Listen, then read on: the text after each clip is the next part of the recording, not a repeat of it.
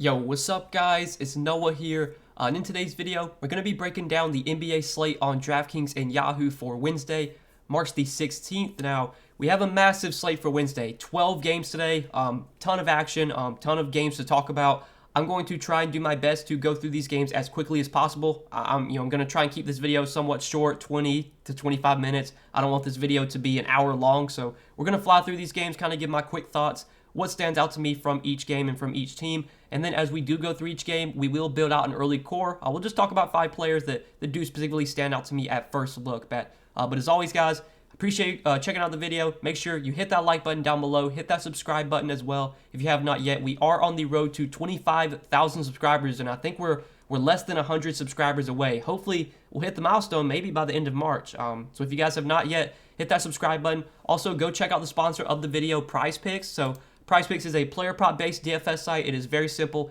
You're just picking the over or the under on players' projections. You have to make at least 2 picks, but you can make up to 5 picks, and you can win up to 10 extra money on PrizePicks. They have a ton of sports available. You can mix and match sports. Obviously, with this being an NBA video, I'm sure most of you guys are into NBA, so you can take a look at their NBA board, see the NBA props that they have up right now.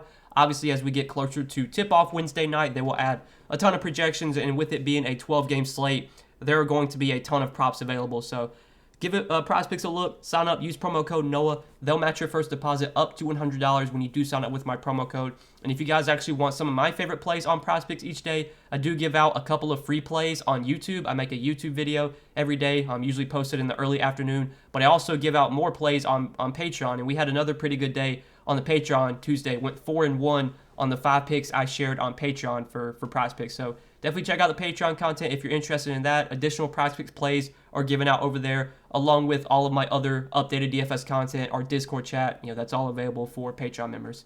But yeah, guys, big slate today, 12 gamer. Let's go ahead and kind of fly through these games. So first off, Atlanta and Charlotte. This is definitely one of the more appealing games on the slate. We have a really high total here, a pretty close spread as well.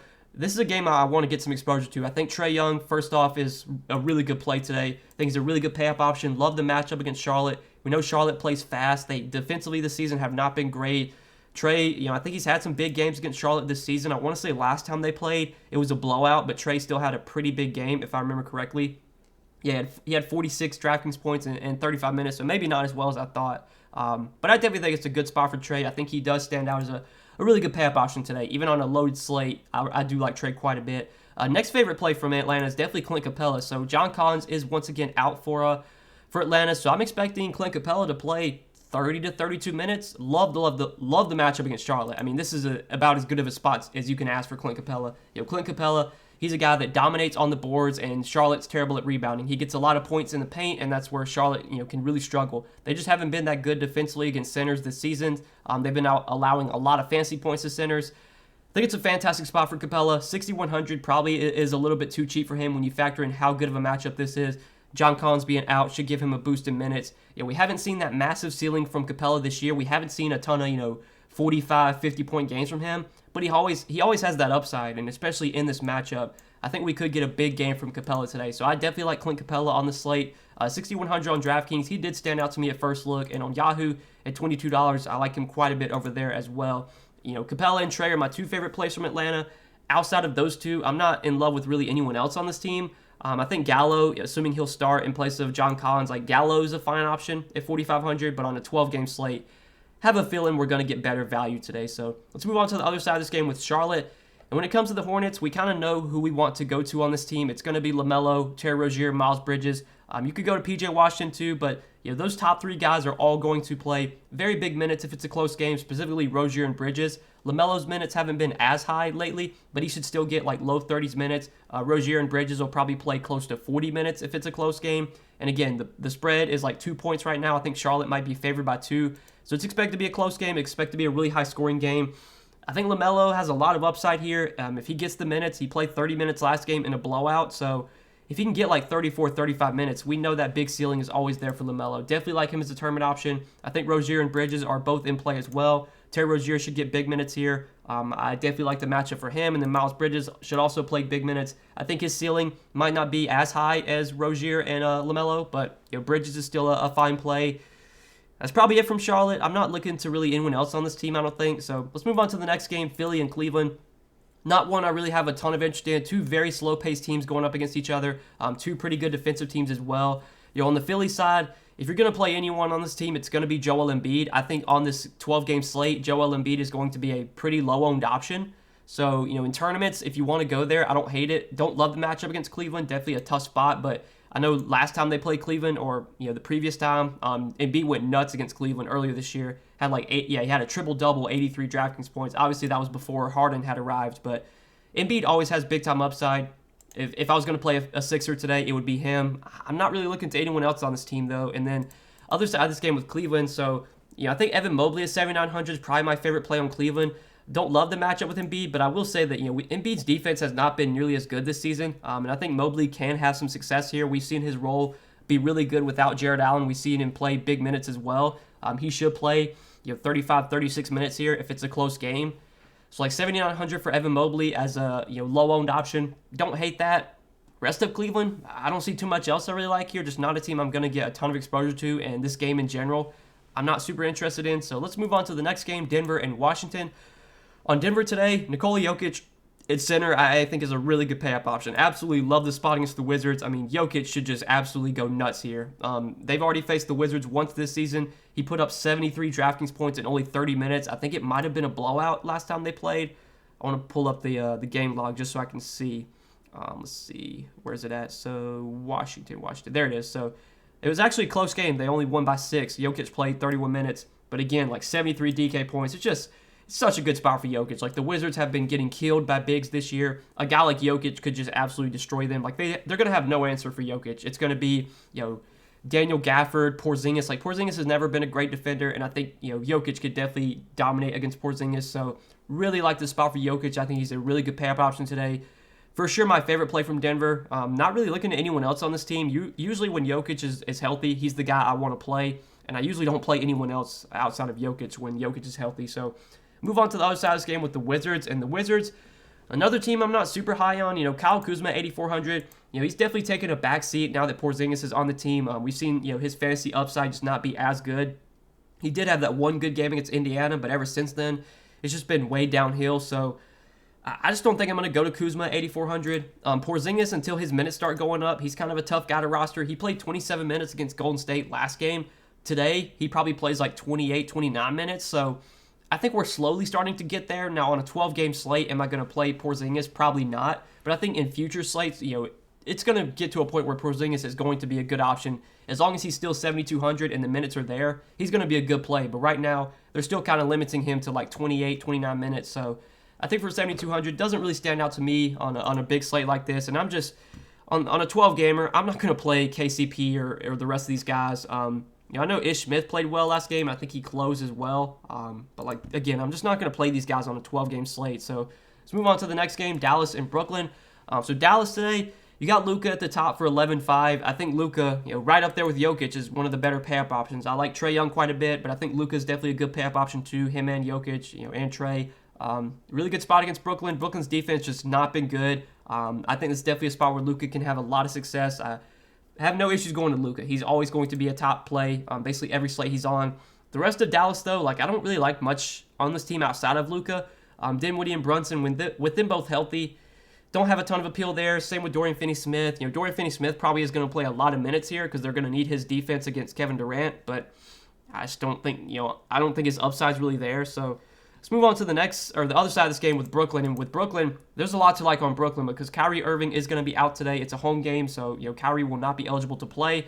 With Kyrie out, Kevin Durant should just have a massive, massive role. And 10,900, that's too cheap for Kevin Durant. Whenever Kyrie's out, and obviously with Ben Simmons still not ready to play yet, Kevin Durant should be a 12K player, if not more than that. We've just seen the massive upside he has when Kyrie's off the floor. So I think Kevin Durant's my favorite pay-up option overall today. I probably prefer him over like Jokic when you factor in the savings, when you factor in that Kevin Durant's a little bit cheaper. Last time that the Kyrie was out in that game against the Knicks, KD put up 77 DraftKings points in 43 minutes. This matchup against the Mavs, not as good. The Mavs have been really good defensively this season. Dorian Finney-Smith is a really good defender, and he'll probably be guarding KD. But KD's role is just going to be so absurd. He's going to play a ton of minutes. He's going to get massive amounts of usage. It is a back-to-back for Brooklyn, but they blew out Orlando on Tuesday, and KD only played 30 minutes. So I would think even on a back-to-back, he'll be fine. He should play his normal minutes today. And KD's my favorite pay-up option for sure. Really, really like him. I think Andre Drummond's a fine play. He probably gets like 20, 25 minutes here. If he can get to the upper end of his minutes, he's always got upside. It's always tough to predict how many minutes Drummond's going to get, but if he gets like 25, 26, 27, he's got upside if the minutes are there. Seth Curry was questionable Tuesday and did not play, so this is actually a pretty important injury we'll need to monitor. Seth Curry being questionable. If Seth Curry plays, I think with Kyrie out, Seth Curry definitely becomes a viable option.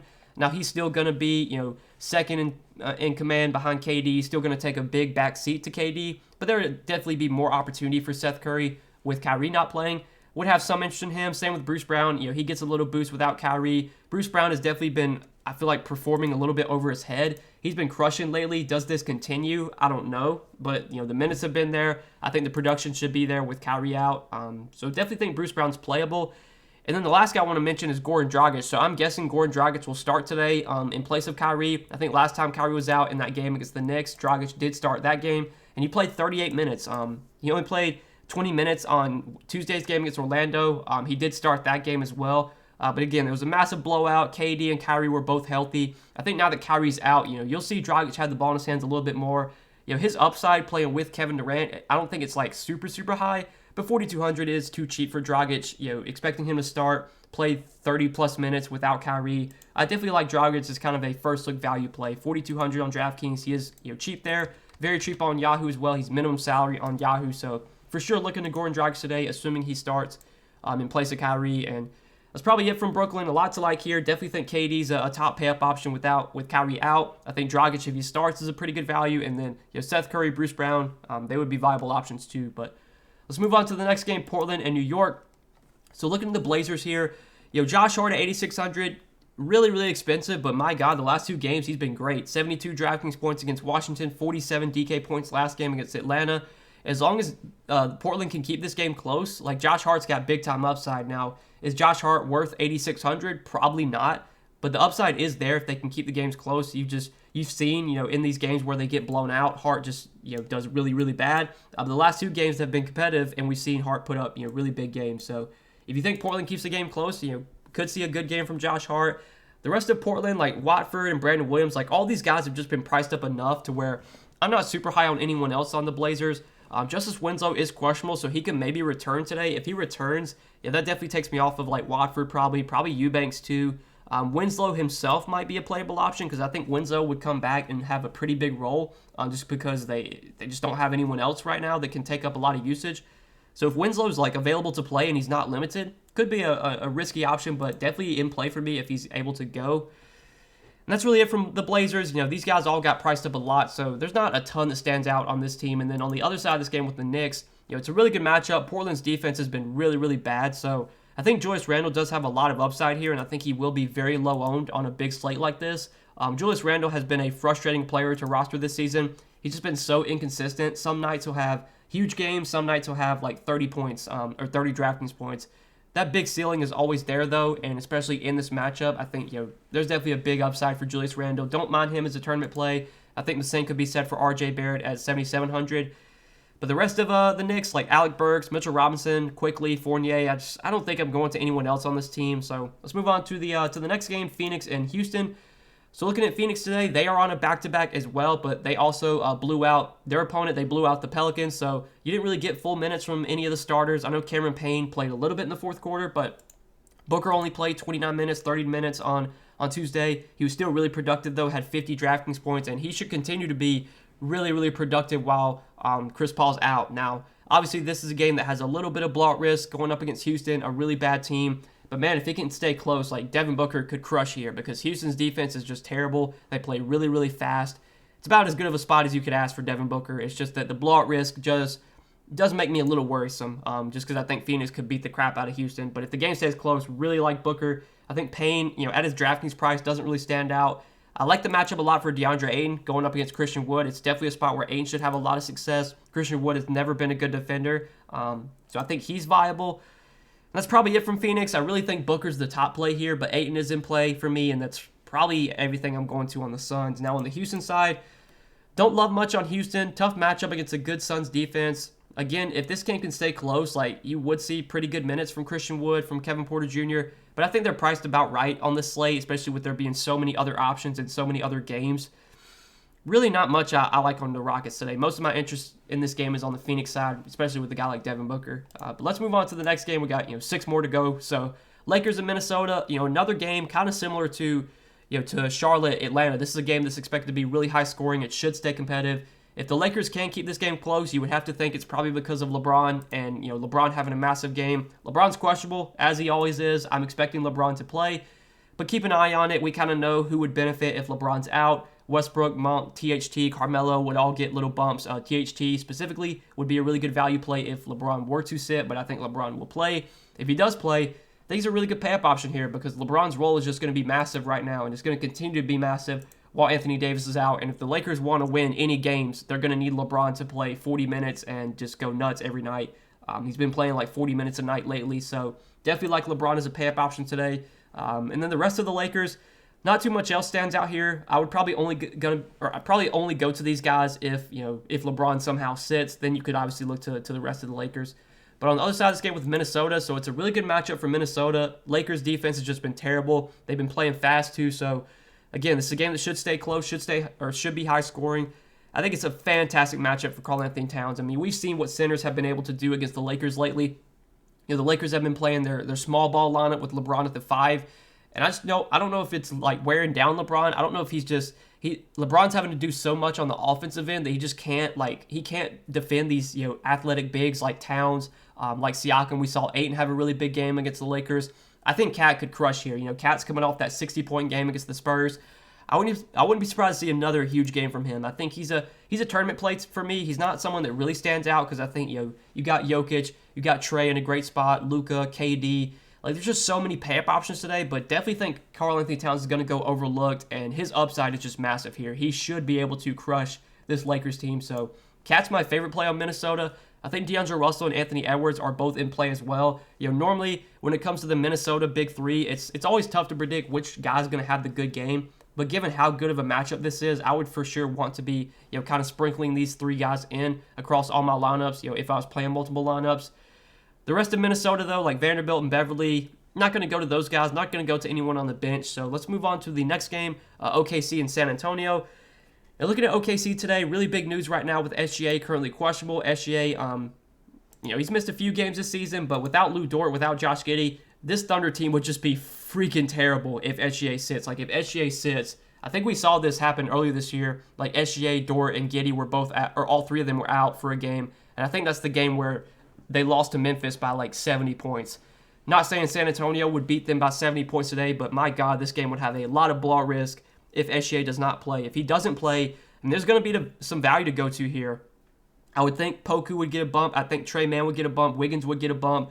Theo Maledon would probably be the biggest beneficiary because he would basically be the primary point guard, would have the ball in his hands a lot. I think Theo Maledon would be a top value play today if SGA does sit. I think Theo Maledon would play in a blowout too, so I would feel pretty good about him regardless of if the Thunder get blown out or not.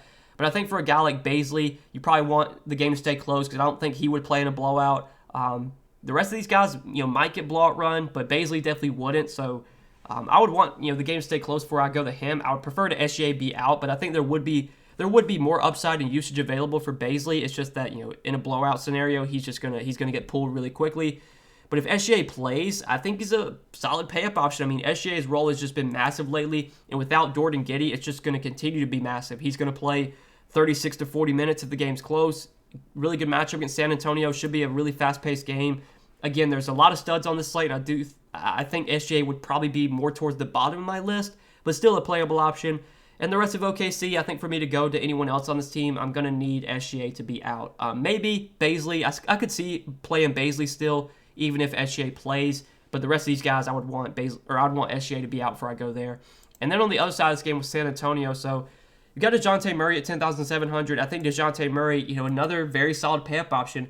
We've seen DeJounte Murray just be so freaking consistent this season, and you can look at his DraftKings game log. I mean, 50-plus DraftKings points, and now, 6 straight games? 40-plus DK points in, 10 straight games? I mean, he's just been super, super consistent. The ceiling in this matchup is definitely there. As long as OKC can keep this game close, I think Murray has 60-plus point upside. He is always viable, and I think today, definitely in play. The rest of San Antonio, tough to really get to anyone else. I think Pirtle is in a really good spot against OKC, so I would not be surprised to see Pirtle have a big game here. He did do really well, or he has done really well through 2 games against OKC this season. Pirtle's averaged 45 DraftKings points, so really good matchup. Don't hate Pirtle either, but that's probably it from the Spurs today. And the next game, we'll talk about Chicago and Utah. So looking at the Bulls today, Zach LaVine, I believe, is probable, so he's expected to play. There's not much that really stands out from the Bulls. I don't love the spot against the Jazz. I know the Jazz defense has not been as good this season as they've been in previous seasons, but still don't think this is a spot where I'm going to be, forcing myself to roster any Chicago guys. Normally when the main 3 guys are all healthy, it's always tough to predict which one's going to have the good game. I don't think any of them really stand out today. The rest of the value guys, I'm not going to either. So let's move on to the other side of this game with Utah. And looking at Utah here, this is another team that when they're fully healthy, there's usually not a ton that I really love. But I will say that Bojan Bogdanovic is out today, which is kind of important. And his backup, Daniel House, is also out. So we're going to have to wait and see what the Utah starting lineup is. Bojan was out a previous game. I think it was a couple games ago, and we saw Daniel House start. Now that Daniel House is out too, I don't know who they're going to start for Bojan. It could be Rudy Gay. It could be NAW maybe. I don't think they would do that, but they could maybe start NAW. It could be Trent Forrest.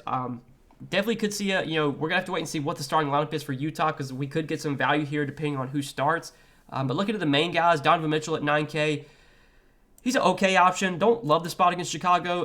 Ever since Alex Caruso has come back, we've seen Chicago's defense get a little bit better. And on this slate with so many other pay-up options, Mitchell doesn't really stand out to me. But I definitely think it's a good spot for Rudy Gobert. Rudy Gobert should be able to crush here against the Bulls. The Bulls have allowed a lot of points in the paint this season. Historically, Gobert has done really well against Vucevic. He's really been able to dominate against him. Vuce has never really been a great rebounder, and we know Gobert really excels in rebounding. That's obviously what he's best at. And we saw him really dominate on the boards last time these teams played. These teams played earlier this season, and Gobert had 51 DraftKings points in 32 minutes, 17 points, 19 rebounds, an assist, 3 blocks, and a steal. So definitely think it's a good spot for Gobert at 7,500. I feel like he's a little bit too cheap for how good of a matchup this is for him. So he's someone that I am looking to at first look today. Like him quite a bit on both sides. On Yahoo, he's pretty affordable over there as well. So if you want to play Gobert on Yahoo, $32. Definitely like him as a center play along with Clint Capella. Probably my favorite play from Utah is Gobert. And then the rest of this team, there's not too much interest for me except for waiting to see who starts for Bojan, because if Rudy Gay starts, if NAW starts, then we could maybe get some value there. Maybe Pascal would start. But let's move on to the next game, Boston and Golden State. So this should be a great game to watch. I think this game's on national TV. It's on ESPN. For DFS purposes, I don't think I'm going to get a ton of exposure to this game because, they're 2 good defensive teams going up against each other. But I will say that Jason Tatum and Jaylen Brown both always offer big-time upside, and you would have to think in this type of game, against a big-time opponent, I'm sure Jason Tatum's going to want to play well. 10K, does he stand out as a top play today? Probably not. There's definitely other studs I'd rather get to. But we know Tatum's going to play 38 to 40 minutes if it's a close game. This game should stay close. Boston's been playing really, really well. And obviously Golden State getting Draymond back. They're a really good team as well. This should be a great game. I'm definitely going to be watching this one. But for DFS, I don't think I'm going to get a ton of exposure to this one. Tatum is fine. Brown's fine.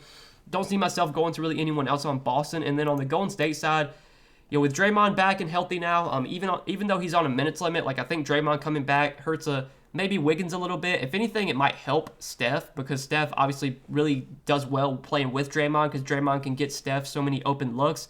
But in this matchup against the Celtics, one of the best defensive teams, I don't see myself really rostering many Warriors today. Jonathan Kuminga started last game, even with Draymond back. They brought Draymond off the bench. I don't know if they're going to continue to do that, but Kuminga did play 28 minutes as a starter, had 34 DraftKings points. The matchup today is really bad, but maybe if Kuminga starts, he'd be an okay value play. But again, I'm just not super interested in this game. It's one that I'm going to be watching, but for DFS, don't think I'm going to have a ton of exposure here. So let's move on to the next game. We got 2 more to go over before we end the video. So Milwaukee and Sacramento. Looking at Milwaukee today with the Bucks. Really, really good matchup here against the Kings. Kings have been another very bad defensive team, been playing at a fast pace as well. So it's a great spot for Giannis. I think Giannis is a very solid pay-up option today. Now, I think this game does have a little bit of blowout risk, but it is being played in Sacramento, which may help to keep it close. look, I'd never have an issue going to Giannis, and against the Kings, I mean, he should just crush here. I definitely think Giannis is a good pay-up option. He's for sure my favorite play from Milwaukee. I'm not really looking to anyone else on the Bucks because, you know, when Giannis is healthy, he's the one guy that I really try and play. I don't really play anyone else. The matchup's good, so I could definitely see one of Middleton or Drew having a good game here, but I'm really thinking that Giannis is the guy I'm going to be rostering for Milwaukee and not much else. And then on the other side of this game with Sacramento, you know, De'Aaron Fox has been just playing at an elite level lately. This matchup against the Bucks, I don't love. He's probably going to be guarded by Drew, and that's, you know, definitely a tougher spot for Fox. But man, like, Fox's role has just been absurd lately. He's been playing huge minutes, 40+ minutes a night. He's been, you know, producing at a very high rate. Even with Sabonis back last game, you know, Fox still had over 50 DraftKings points. He's playable, but don't love the spot or don't love the matchup. Sabonis, I'm not super high on here. Sabonis always has upside, but on this slate, he doesn't really stand out to me, and I do worry about foul trouble as well going up against Giannis. The rest of them, Sacramento, not really looking to. I will say that Dante DiVincenzo did start last game, but that was with Justin Holiday out. Justin Holiday's off their injury report, so I'm guessing Justin Holiday will be back in the starting lineup to replace DiVincenzo. But by some chance, if DiVincenzo winds up starting again, he did play 35 minutes last game, had 32 DraftKings points. I actually would like him as a value play if he starts again, but I have a good feeling that he's probably going to go back to the bench with Justin Holiday back. So, yeah, not much on Sacramento really stands out today. And then last game of the night, the Clippers and the Raptors. So looking at the Raptors today, you got Pascal Siakam coming in at 9,100. I think it's a good spot for Siakam. Now, does he rate as a top play on this slate? I don't think so, but man, he should definitely crush this Clippers team. The Clippers have really struggled, another team that's really struggled to defend bigs. We saw Siakam crush them earlier this year. Siakam had 67 DraftKings points in 40 minutes against the Clippers. Siakam, you know, he was going through a rough stretch. It was like 2 weeks where he just was terrible. You know, this stretch of games where he was putting up like 16, 34, 30, 39, 37 DK points. Well, finally, we've been starting to see Siakam play like his old self. 52, 54, 52 DraftKings points. Obviously, the minutes are, you know, massive, and he's going to play big minutes here if it's a close game. So I definitely think Siakam's in play. He's probably my favorite play from Toronto. Fred VanVleet's questionable again. I'm guessing he's going to play. If he does, I don't think that changes too much. It just makes, you know, the rest of these Raptors guys look a little bit less appealing. You know, Scotty Barnes, he's still been playing really well. Even with VanVleet back last game, Scotty Barnes still put up 45 DraftKings points, played 40 minutes. I don't think I can go to Scotty Barnes at 7,900, but the guy has been playing really well lately.